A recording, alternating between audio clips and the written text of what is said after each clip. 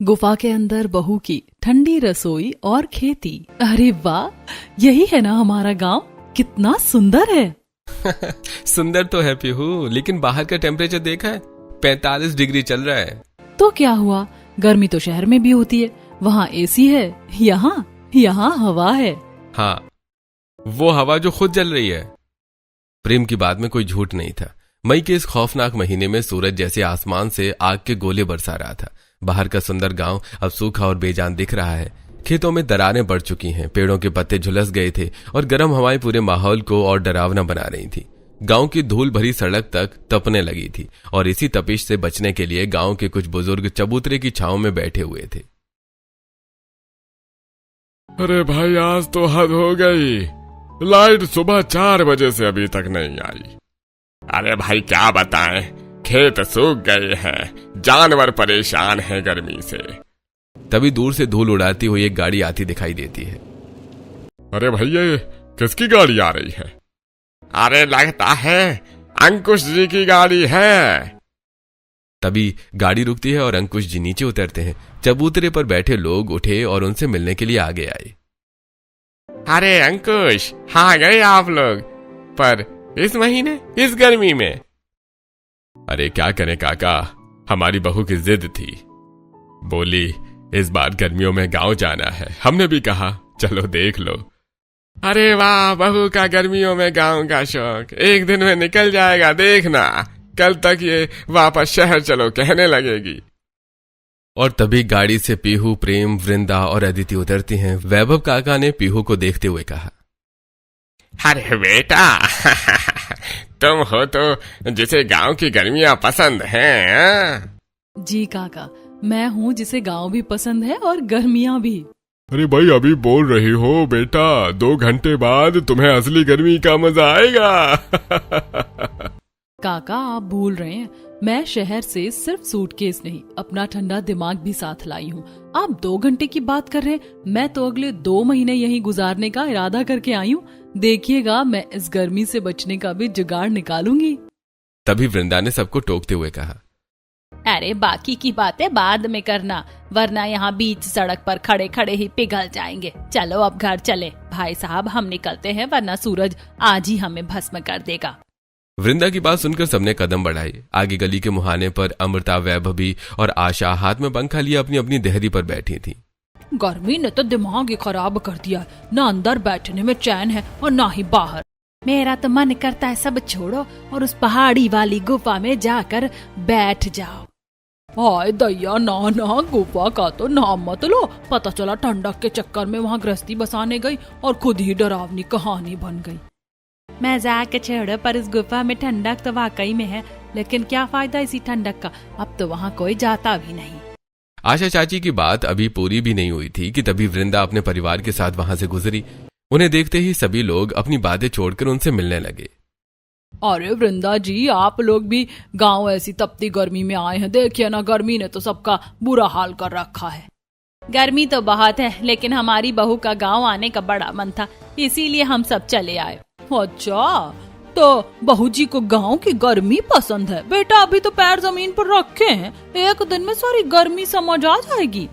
सभी की बातें सुनकर पीहू से रहा नहीं गया। उसने अमृता को तुरंत जवाब दिया, जी चाची, समझ आ भी गई, इसीलिए तो आई हूँ। सुना है यहाँ की गर्मी दिमाग की बत्ती जला देती है, तो सोचा मैं भी अपना थोड़ा सा टैलेंट यहीं आजमा लूं। पीहू का ये करारा और मजेदार जवाब सुनकर अमृता का मुंह खुला का खुला रह गया। वैभवी ने अपनी नजरें झुका ली। वृंदा अपनी बहू की इस हाजिर जवाबी पर मन ही मन मुस्कुरा उठी और सब आगे बढ़ गए। पर चलते चलते पीहू के कानों में अभी भी आशा चाची का वो अधूरा जुमला गूंज रहा था, उस गुफा में ठंडक तो है।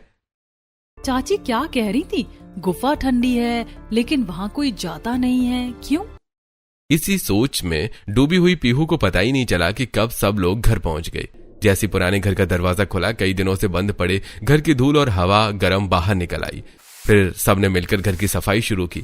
जहां प्रेम और अदिति गर्मी से थक चुके थे, वहीं पीहू के चेहरे की खुशी और उत्साह जरा भी कम नहीं हुआ। थोड़ी देर बाद पुराना कूलर भी चल पड़ा। शाम होते होते पीहू ने पूरे परिवार के लिए प्यार से देसी खाना बनाया और फिर आंगन में दरी बिछाकर सब लोग साथ बैठकर खाना खाने लगे। ओ गॉड भाभी, आपके इस गांव वाले एडवेंचर के चक्कर में हम यहाँ आ तो गए हैं, पर ये कूलर भी बस गर्म हवा के थप्पड़ मार रहा है।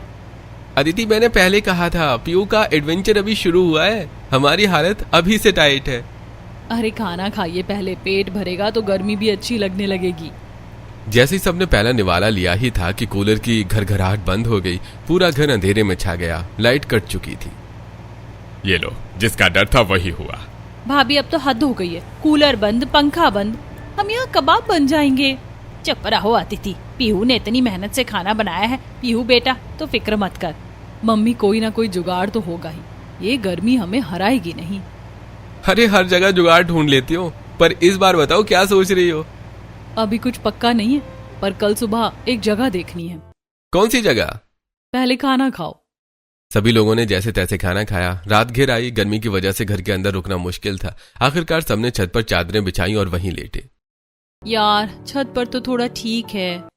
हाँ, छत पर ठीक है, लेकिन क्या हर रात छत पर ही सोएंगे? अरे नहीं, बस 1-2 दिन की बात है, लाइट आ जाएगी। यहाँ लाइट का कोई भरोसा नहीं है, पहले भी ऐसे ही था। वहीं पीहू चुप लेटी है, उसकी आंखें खुली हैं, आसमान देख रही है, दिमाग चल रहा है। इस घर में नहीं चलेगा, कहीं और कोई ऐसी जगह जहाँ दीवारें खुद ठंडी हो। कुदरत ने जरूर कुछ बनाया होगा, कल की कल देखेंगे। अभी तो मैं आसमान के नीचे आराम से सो जाऊं। अगली सुबह उमस ने फिर घेरा डाल लिया।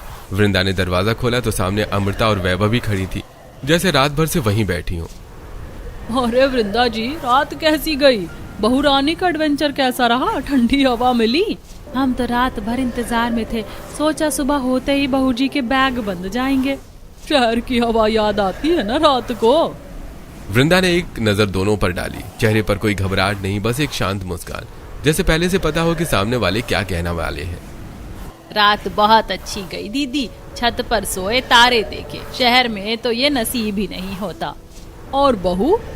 मेरी बहू का मजाक उड़ाने की कोशिश में जो वक्त लगा रही हैं आप, उतने वक्त में वो कुछ नया सोच चुकी होगी। वो मुश्किल देखकर हारने वालों में से नहीं है।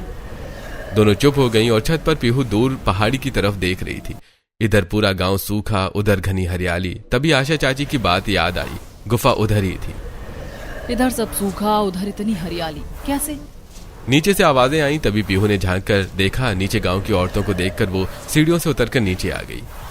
अरे बहू जी, सुना है एडवेंचर करने आई हो इस तपती गर्मी में, शहर का सारा ऐशो आराम छोड़कर?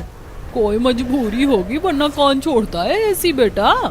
पीहू रुकी, दोनों को देखा, फिर हल्के से मुस्कुराई, न गुस्से से न तकलीफ से। चाची, आपने कभी मैन वर्सेस वाइल्ड देखा है? वो क्या होता है? एक शो है जिसमें एक इंसान अपना सारा आराम छोड़कर तपती धूप जंगल में निकल पड़ता है, सिर्फ इसलिए कि मुश्किल को जीतना सीखे। तो चाची जी, जो आराम छोड़कर निकले वो कमजोर नहीं होता, वो बस औरों से थोड़ा अलग होता है। अरे तुम शहरी लोग और तुम्हारी ये बड़ी बड़ी शहरी बातें। चाची, बातें शहर की हो या गांव की, दिल सच्चा हो ना तो हर बात अपनी लगती है। दोनों चुप हो गईं। वृंदा ने पीहू को देखा और हल्का सा मुस्कुरा दी। थोड़ी देर बाद दोनों पड़ोसनें चली गईं और फिर घर में सब साथ बैठकर नाश्ता कर रहे थे। लेकिन पीहू का ध्यान अब भी सुबह छत से दिख रही हरियाली में ही अटका हुआ था। पापा, कल आंटी गुफा की बात कर रही थी और आज मैंने छत से देखा, पूरा गांव सूखा है पर पहाड़ी के उस पार सब हरा भरा है। जरूर वहीं होगी वो गुफा, चलते हैं ना एक बार देखने। अंकुश का हाथ चाय के गिलास पर रुक गया। एक नजर वृंदा को, फिर पीहू को। अरे ठंडी तो बहुत है बेटा वो जगह, पर वहां जाते नहीं है लोग। क्यों पापा? बस ऐसे ही, पुरानी जगह है। गांव के लोग कहते हैं वहां कुछ है, क्या है कोई नहीं जानता, और जाने की कोशिश भी किसी ने नहीं की। एक पल के लिए मेज पर खामोशी छा गई। मतलब यही कि वो जगह अकेले नहीं जाते। पापा, डर जगह में नहीं होता, बस लोगों के मन में रह जाता है। पीहू बेटा। अरे छोड़ो ना, तुम भी सुबह सुबह गुफा की बातें लेकर बैठ गई। पहले नाश्ता तो कर लो। ठीक है, नाश्ता करती हूँ। भाई, भाभी नाश्ता खा रही हैं, पर दिमाग गुफा में जा चुका है। मुझे पता है। नाश्ता खत्म हुआ पर पीहू का मन गुफा में ही अटका था। तभी गली से हंसी की आवाजें आई। पूजा अपनी 2 सहेलियों के साथ आई। नमस्ते भाभी, सुना है शहर वाली भाभी गर्मी से डर नहीं रही। अरे अभी तो शुरुआत है, तो चलिए फिर असली गांव भी दिखा देते हैं। थोड़ी देर बाद सब गलियों में निकल गईं। गर्मी बहुत थी पर पीहू की नजरें हर चीज ध्यान से देख रही थी। चलते चलते पूजा अचानक एक खेत के पास रुक गई। वहां छोटू मिट्टी में पैर डालकर बैठा था और अपने सिर पर गीला गमछा रखे हुए था। ये क्या स्टाइल है छोटू? दीदी ये हमारा देसी एसी है। उसकी बात सुनकर सब लड़कियां जोर से हंस पड़ी। गांव में जुगाड़ नहीं किया ना तो समझो जीना मुश्किल है। अच्छा, तो मैं भी अब गांव की स्टूडेंट हूँ, मुझे भी सब जुगाड़ सीखने हैं। जैसे जैसे पहाड़ी की तरफ बढ़े गर्म हवा कम होने लगी, सूखी जमीन की जगह हरियाली आने लगी। सच में यहाँ तो मौसम ही बदल गया, क्योंकि गुफा उधर ही है, वहाँ हमेशा ठंडक रहती है। तभी बाकी लड़कियों के चेहरे थोड़े गंभीर हो गए। लेकिन हम लोग ज्यादा आगे नहीं जाते, बस गांव वाले मना करते हैं, कहते हैं वो जगह ठीक नहीं। तभी पीछे से गुजरती हुई विमला चाची उनकी बातें सुनकर रुक गई। कई साल पहले एक औरत वहाँ गई थी, वापस तो आई पर कहती थी कि अंदर कुछ था, दिखा नहीं पर महसूस हुआ। हाँ, तभी तो अब कोई नहीं जाता। अगर वहाँ इतनी ठंडक है तो लोग उसका इस्तेमाल क्यों नहीं करते? अगर गुफा इतनी ठंडी है ना तो इस गर्मी में वहीं घर बना लेना चाहिए। हाँ, फिर गांव वाले कहेंगे शहर वाली भाभी पहाड़ों में बस गई। सब हंसने लगे, लेकिन पीहू अचानक चुप हो गई। उसके दिमाग में सच में यही ख्याल घूमने लगा। अब क्या रिसर्च चल रही है मैडम? पीहू ने मोबाइल में कुछ तस्वीरें दिखाई। पहाड़ों के बीच बने सुंदर केव हाउसेस, पत्थरों के अंदर बने ठंडे कमरे, लोग आराम से रह रहे थे। प्रेम देखो, लोग गुफाओं में रहते भी हैं। उस गुफा को थोड़ा साफ कर लें तो दिन में आराम से रह सकते हैं। तुम सच में गुफा में रहने की सोच रही हो? सोच नहीं रही, प्लान बना रही हूँ। मम्मी पापा तुम्हें गुफा में रहने देंगे क्या? हाँ, पापा तो नाम सुनते ही मना कर देंगे। डर की वजह से मना करते हैं। अगर समझिए कि वहाँ ठंडक है, आराम है, तो मान जाएंगे। अरे तुम ना सच में अलग हो। और तुम मेरे पार्टनर हो, और तुम्हें भी अलग बनना पड़ेगा। मतलब अब मुझे भी जंगल एडवेंचर करना पड़ेगा? जंगल नहीं मिस्टर, नेचर वाला लग्जरी रूम। पापा एक बात बोलूं, अगर यहाँ इतनी गर्मी है और गुफा में इतनी ठंडक है तो हम वहीं रह लेते हैं ना? क्या मतलब सच में गुफा में रहना है? गुफा में रहेंगे, वहाँ ठंडक है, पानी है, जगह भी बड़ी है, और यहाँ घर में तो गर्मी से सबका हाल खराब हो रहा है।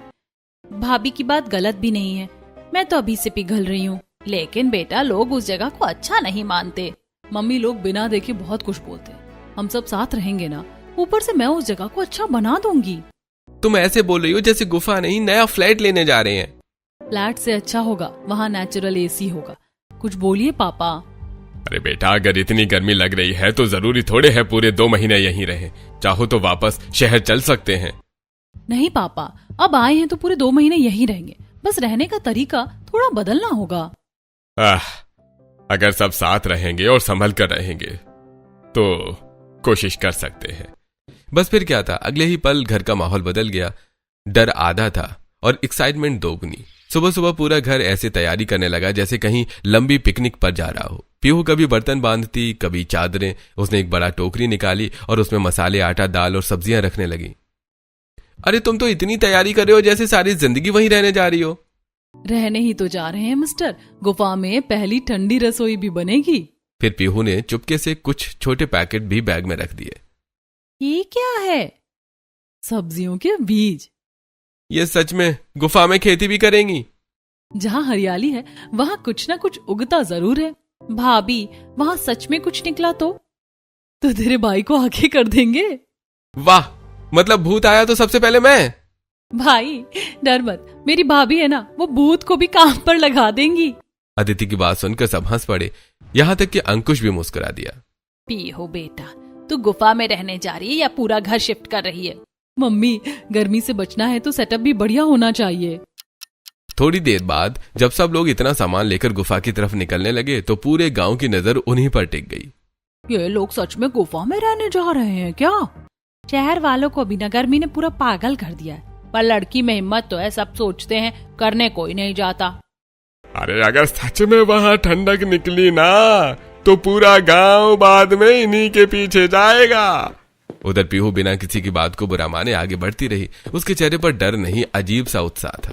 जो लोग नई चीज से डरते हैं ना, वो पहले हंसते ही हैं। और अगर गुफा में भूत मिला तो? तो उसे भी बोल दूंगी इतनी गर्मी में डराने से पहले पंखा जल दे। उसकी बात सुनकर सब हंस पड़े और इसी हंसी मजाक के बीच पूरा परिवार पहाड़ी की तरफ बढ़ने लगा। जैसे जैसे परिवार पहाड़ी के पास पहुंचा, गर्म हवा धीरे धीरे ठंडी होने लगी। सूखी जमीन की जगह हरियाली दिखाई देने लगी। बड़े बड़े पेड़ों की छांव और ठंडी हवा ने सबको हैरान कर दिया। भाभी, आते टाइम सब लोग ऐसी बातें बोल रहे थे कि मेरा तो अभी भी डर नहीं जा रहा। पिंकी ने तो कहा था जो भी यहाँ गया वो वापस ठीक हालत में नहीं आया। तभी सबकी नजर सामने पड़ी, पहाड़ के बीच बनी बड़ी पत्थरों वाली गुफा पर। उसके पास ही साफ पानी का झरना बह रहा था। ठंडी हवा सीधे वहीं से आ रही थी। अरे यहाँ तो सच में इतनी ठंडक है। लेकिन जहां बाकी सब लोग संभल संभल कर कदम रख रहे थे, वहीं पीहू किसी छोटे बच्चे की तरह हर चीज देखकर खुश हो रही थी। वाह, ये पत्थर देखो कितने ठंडे हैं। वो कभी दीवार छूती, कभी ऊपर बनी पत्थरों की छत को देखती। और देखो ना, गुफा का मुंह भी कितना बंद है। यहाँ कोई जानवर आसानी से आ ही नहीं सकता। अरे बात तो सही कह रही है, जगह काफी सुरक्षित लग रही है। तभी पीहू की नजर गुफा के एक कोने पर पड़ी। वहां कुछ पुराने लकड़ी के टुकड़े और पत्थरों की बनी जगह थी। मुझे ना सच में लग रहा है यहाँ पहले कोई रहता था। फिर अचानक वो नीचे बैठ गई और मिट्टी हाथ में लेकर देखने लगी। अब क्या चेक कर रही हो मैडम? ये मिट्टी देखो कितनी अच्छी है। मैं ना यहाँ खेती भी कर सकती हूँ, इसीलिए अपने वेजिटेबल सीड्स लाई थी।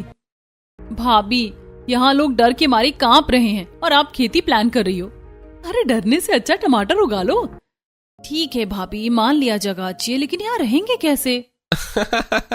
हाँ मैडम, होटल की बुकिंग तो दिख नहीं रही। जब मैं आप सबको यहाँ तक लेकर आ सकती हूँ तो जुगाड़ भी कर लूंगी। बस एक शर्त है, यहाँ सबको मेरी टीम बनना पड़ेगा, सबको काम करना पड़ेगा। मैं तो पहले ही बता रही हूँ, मैं सिर्फ सुपरविजन दूंगी। वाह, काम बहू करे और मैडम ऊपर से ऑर्डर देंगी। बोलो बेटा, क्या करना है, हम तैयार हैं। बस फिर क्या था, पीहू की आंखों में वो चमक आ गई जो तब आती है जब उसका दिमाग किसी काम पर लग जाए। वो गुफा के अंदर गई और हर कोना, हर पत्थर, हर दरार को ध्यान से देखने लगी, जैसे कोई आर्किटेक्ट खाली जमीन देखता है और उसमें घर देखता है। और एक कोना देखकर उसका जोश और बढ़ गया। यहाँ रसोई बनेगी। अरे मम्मी, आपकी बहू तो गुफा में ठंडी रसोई बनाने जा रही है।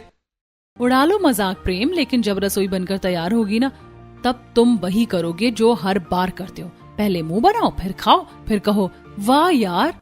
पीहू ने इधर उधर बिखरे नुकीले और सपाट पत्थरों को देखा। उसने बिना देर किए जमीन से भारी पत्थरों को उठाना और सलीके से जमाना शुरू किया। सबसे नीचे 4 मजबूत पत्थर बेस की तरह रखे, फिर उनके ऊपर एक चौड़ा और सपाट पत्थर कुछ इस तरह फिट किया कि बर्तन रखने की जगह बिल्कुल बराबर हो जाए। बीच में हवा के आने जाने का रास्ता छोड़ा और देखते ही देखते बिना ईंट या सीमेंट के पत्थरों का एक बेहतरीन देसी चूल्हा तैयार हो गया। लीजिए मम्मी, हमारा स्नो किचन तैयार है। अब इस चूल्हे से आग तो निकलेगी, पर दीवारों की ठंडक चेहरे पर पसीना नहीं आने देगी। अरे वाह पीहू बेटा, तूने तो पत्थरों को भी काम पर लगा दिया। ये तो बिल्कुल शहर के मॉडर्न किचन जैसा प्लेटफॉर्म बन गया। पत्थरों का चूल्हा तो ठीक है, पर धुआं? पीहू एक पीवीसी पाइप की तरफ इशारा करते हुए कहा। देखिए, ये पीवीसी पाइप प्रेम जो मैं अपने साथ लेकर आई थी। ये पाइप गुफा की उस छोटी सी दरार से बाहर निकलेगा, सारा धुआं बाहर और सारी ठंडक अंदर। इसे कहते हैं इंजीनियर बहू का देसी जुगाड़। भाभी, आपको ये सब आता भी है? यूट्यूब और मम्मी दोनों से सीखा है। और थोड़ा क्रेडिट अपनी इस मम्मी को भी दे दो बेटा। थोड़ा क्या, सारा क्रेडिट आपको ही जाता है मेरी प्यारी मम्मी जी। चूल्हा बना तो पीहू ने गुफा का पूरा कोना देखा, थोड़ी देर रुकी, फिर मुंह बना लिया। नहीं, ऐसे तो बिल्कुल अनऑर्गेनाइज लग रहा है। अरे मैडम, ये गुफा है, 2 BHK फ्लैट नहीं है। क्या हुआ, गुफा भी सुंदर लग सकती है। चलो कुछ लकड़ियां और बड़े पत्थर लेकर आओ। पापा, ये शुरू हो गई। अरे लो, तो चलो बेटा, जब बहू ने ठान लिया है तो पूरा तो करना पड़ेगा। प्रेम और अंकुश बाहर से लकड़ियां और पत्थर लाने लगे। उधर पीहू और वृंदा ने मिलकर गुफा की दीवार के साथ छोटी छोटी शेल्फ जैसी जगह बनाई, पत्थर जमाकर एक के ऊपर एक। देखते ही देखते मसालों के डिब्बे एक तरफ सज गए, बर्तन दूसरी तरफ। चूल्हे के ऊपर लकड़ी की पतली टहनियों से एक छोटा सा स्टैंड भी बन गया। अरे वाह, ये तो सच में रसोई जैसी लगने लगी। भाभी, आपने गुफा को किचन में बदल दिया। अभी तो शुरुआत है मैडम। तभी उसकी नजर गुफा के ठीक बाहर नरम पड़ी मिट्टी पर पड़ी, जहां झरने की नमी जमीन तक आती थी। वहां मिट्टी एकदम काली और उपजाऊ थी। पीहू रुकी और फिर उसके चेहरे पर वो मुस्कान आई जो प्रेम को अच्छी तरह पहचान आती थी। पीहू, अब क्या? अब कुछ नहीं, प्लीज। ये देखो, जो वेजिटेबल सीड्स में लेकर आई थी, अब वक्त आ गया है कि उनका इस्तेमाल किया जाए। और देख लेना, कुछ दिन बाद यहाँ हमारी अपनी सब्जियां उगेंगी। पीहू, तुम बीज भी साथ लाई थी? जहाँ जाओ बीज साथ रखो, कभी काम आते हैं। अरे बहू, तू गुफा में रहने नहीं, पूरा नया घर बसाने आई है। घर दीवारों से नहीं बनता पापा, लोगों से बनता है, और रसोई की खुशबू से। थोड़ी देर बाद पीहू ने चूल्हे पर सब्जी चढ़ा दी। झरने के ठंडे पानी और देसी मसालों की खुशबू से पूरी गुफा महक उठी। वाह भाभी, गुफा में भी इतना टेस्टी खाना। अभी तो बाहर से लाई सब्जियों से खाना बना रही हूँ, लेकिन फिर देखना धीरे धीरे यहीं अपनी सब्जियां उगेंगी और उनका टेस्ट, उफ, सोचकर ही मुंह में पानी आ रहा है। अरे बस भी करो मैडम जी, पहले ये वाली सब्जी आराम से खा लें। आपकी खेती को फलने फूलने में अभी थोड़ा टाइम लगेगा। वहीं बैठकर सब हंसते मुस्कुराते खाना खाने लगे। बाहर झरने के बहने की मीठी आवाज थी और गुफा के अंदर ठंडी हवा। पहली बार इस गर्मी में सबको सच्चा सुकून महसूस हो रहा था। ठीक है भाभी, खाना हो गया, अब सोएंगे कहाँ? हाँ मैडम, आपका 5 स्टार रूम कहाँ है? मुझे इतना कम मत समझो मिस्टर प्रेम। धुआं हो या प्राइवेसी, सबका इंतजाम है मेरे इस जुगाड़ू दिमाग में। थोड़ी ही देर में पीहू के कहने पर प्रेम और अंकुश जी को बाहर से सूखी घास, बांस की खपच्चियां और बड़ी लकड़ियां ले आए। पीहू ने गुफा के दोनों कोनों में पड़े भारी पत्थरों को स्टैंड की तरह इस्तेमाल किया और उन पर लकड़ियां टिका दी। फिर ऊपर से सूती चादरें और पुरानी साड़ियां डाल दी गईं। देखते ही देखते गुफा के भीतर छोटे छोटे हवादार कमरे तैयार हो गए। भाभी, ये तो किसी लग्जरी कैंपिंग जैसा लग रहा है। यकीन नहीं होता कि बाहर 45 डिग्री और यहाँ मुझे चादर ओढ़नी पड़ रही है। अरे ये तो सच में घर जैसा लग रहा है। अरे बहू को एडवेंचर का शौक है, लेकिन दिमाग भी खूब चलता है। सब अपने अपने बिस्तर पर लेट गए। बाहर गर्म हवाएं चल रही थीं, लेकिन गुफा के अंदर ठंडी हवा और सुकून था। अगली सुबह गांव में सबकी बातें बस उसी गुफा को लेकर थीं। पूरा एक दिन हो गया, कोई खबर ही नहीं आई। मुझे तो डर लग रहा है कहीं सच में कुछ गड़बड़ ना हो गई हो। अरे पहले भी लोग वहां जाने से डरते थे, यूं ही नहीं डरते थे। दिन धीरे धीरे गुजरने लगे। बाहर पूरा गांव अब भी गर्मी से परेशान था, लेकिन गुफा के अंदर सबकी जिंदगी बदल चुकी थी। सुबह पीहू सबसे पहले झरने के पास बनी अपनी छोटी सी खेती देखने जाती। उसने टमाटर, मिर्च, धनिया, लौकी और भिंडी के बीज लगाए थे।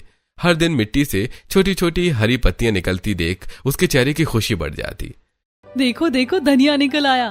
भाभी, आप सब्जियों को ऐसे देख रही हो जैसे बच्चे स्कूल में फर्स्ट आ गए हो।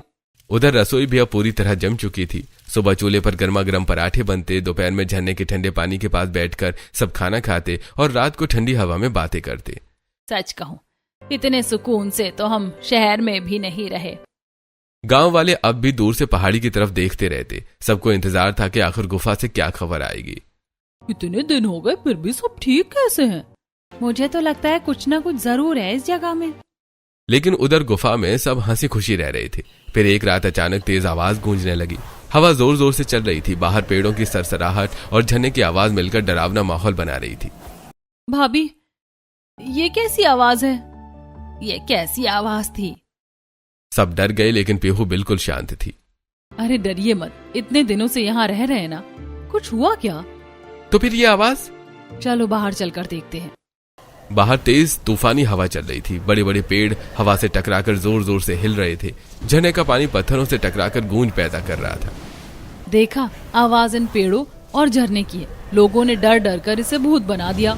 अंकुश कुछ पल चुप रहे, फिर हल्का सा मुस्कुरा दिए।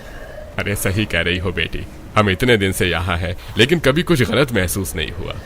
उस रात के बाद सबका डर लगभग खत्म हो चुका था। अब गुफा सच में घर जैसी लगने लगी थी। फिर कुछ दिनों बाद दोपहर के समय जब पीहू अपनी छोटी सी खेती में पानी डाल रही थी, तभी बाहर किसी के कदमों की आवाज आई। लगभग 30 साल का एक आदमी धीरे धीरे गुफा की तरफ बढ़ रहा था। कौन है भाई? मैं विवेक। वो गांव में सुना कि आप लोग सच में यहाँ रह रहे हैं, इसलिए देखने चला आया। विवेक गुफा के अंदर का माहौल देखकर खुद हैरान रह गया। एक तरफ रसोई सजी थी, दूसरी तरफ सब आराम से बैठे थे। ठंडी हवा अंदर तक जा रही थी। आप लोगों को डर नहीं लगा यहाँ पे? पहले तो बहुत लगा था, गांव वालों ने इतना डराया जो था। लेकिन फिर सोचा इतनी ठंडी और अच्छी जगह को सिर्फ डर की वजह से खाली क्यों छोड़े। और अब तो यहाँ हमारी खेती भी शुरू हो गई है। विवेक कुछ पल चुप रहा, फिर हल्का सा सिर हिलाकर मुस्कुरा दिया। अच्छा ठीक है, मैं चलता हूँ। लड़का वापस चला गया। उधर शाम होते होते मौसम और भी ठंडा हो गया था। पीहू और प्रेम गुफा के पीछे की तरफ घूमते घूमते चले गए। वहां बड़े पत्थरों के बीच एक बहुत छोटा सा कमरा दिखाई दिया जो कि बंद था। अरे, ये पहले तो नहीं देखा। दोनों धीरे धीरे अंदर गए। कमरा छोटा था लेकिन ऐसा लग रहा था जैसे कभी कोई वहां रहता रहा हो। एक कोने में पुरानी लकड़ी का छोटा संदूक रखा था। अरे देखो तो, ये क्या है, चलो ना देखें। अब तुमने ठान ही लिया है तो अगर मैंने मना किया ना तो मेरी शामत आ जाएगी। चलो बेहतर यही है कि तुम्हारी बात मान लें। दोनों धीरे धीरे उस छोटे कमरे के अंदर गए। चारों तरफ धूल जमी हुई थी। तभी एक कोने में रखा पुराना लकड़ी का संदूक पीहू की नजर में आया। प्रेम, देखो यहाँ कुछ रखा है।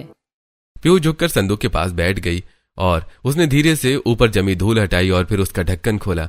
अंदर एक पुरानी डायरी रखी थी जिसके पन्ने पीले पड़ चुके थे। पीहू उसे धीरे से उठाकर पढ़ने लगी। जो डर पर काबू पा लेगा वही इस गुफा की ठंडी सांसों को महसूस कर पाएगा। जिसने आंखों से नहीं दिमाग से देखा उसे यहाँ कभी अंधेरा नहीं लगेगा। नीचे कुछ और लिखा था। हम मजबूर थे, हमारे पास रहने को कोई जगह नहीं थी। इस गुफा ने हमें तपती गर्मियों में सहारा दिया, लेकिन डर था कहीं कोई हमसे ये जगह छीन ना ले। इसीलिए हमने अफवाह फैला दी कि यहाँ अनहोनी होती है। लोग डर गए और ये जगह सिर्फ हमारी रह गई। लेकिन मुझे एहसास है कि हमने गलत किया, डर फैलाकर लोगों को इस नेमत से दूर रखा। कुछ पल के लिए दोनों चुप हो गए। मतलब इतने सालों से लोग बेवजह डरते रहे। देखा, कभी कभी सच डर से कहीं ज्यादा आसान होता है। दोनों तुरंत बाहर आए और सबको डायरी के बारे में बताया। अच्छा, ओह, तो ये बात थी। लोग इतने सालों से इस जगह से डरते रहे और मैं तो पहले दिन से ही भूत ढूंढ रही थी। तभी अगले दिन विवेक फिर गुफा में आया। इस बार उसके चेहरे पर झिझक थी। मुझे आप सबसे कुछ कहना है, कल कह नहीं पाया था। क्या बात है बेटा, अगर इस गुफा के बारे में बताना चाहते हो तो हमने वो डायरी पढ़ ली। असल में वो डायरी मेरे परदादा की थी। उन्होंने ही ये अफवाह फैलाई थी। उस समय बहुत गरीबी थी, रहने को घर नहीं था। उन्हें डर था कि कोई ये जगह उनसे छीन न ले। सब चुपचाप उसकी बात सुनते रहे। बाद में उन्हें अपने किए का बहुत अफसोस रहा। जब उन्हें पता चला कि अब कोई यहाँ रहने आया है तो वो बहुत खुश हुए। उन्होंने बस एक बात कही थी, जो डर को हरा देगा असली ठंडक वही पाएगा। पीहू और प्रेम एक दूसरे को देखकर मुस्कुरा दिए। आप लोगों ने सच में डर पर जीत पाई है। चलिए अब मैं चलता हूं। उसके जाने के बाद धीरे धीरे पूरी बात गांव में फैल गई। गांव वाले गुफा में आए, इस बार बिना किसी डर के। हमने तो बेकार में उस जगह को डरावना बना रखा था। और तुम्हारी बहू सच में बहुत समझदार निकली वृंदा जी। डर ने इतने साल लोगों को गुफा से दूर रखा और एक बहू ने आकर सब बदल दिया। अब गांव वाले भी धीरे धीरे गुफा तक आने लगे। कोई झरना देखने आता, कोई ठंडी हवा महसूस करने। उधर पीहू की छोटी सी खेती भी अब हरी होने लगी थी। टमाटर लाल होने लगे थे, भिंडी निकल आई थी और धनिया की खुशबू पूरी जगह महका रही थी। लो चाची, ये हमारी गुफा वाली पहली सब्जियां। अरे वाह बहू, गुफा में खेती भी सच कर दी तुमने। धीरे धीरे पूरी गर्मी, हंसी, खेती, ठंडी हवा और साथ बैठकर खाए गए खाने में गुजर गई। फिर आखिर वो दिन भी आ गया जब उनकी छुट्टियां खत्म हो गईं। सब लोग सामान बांधकर वापस शहर लौटने लगे।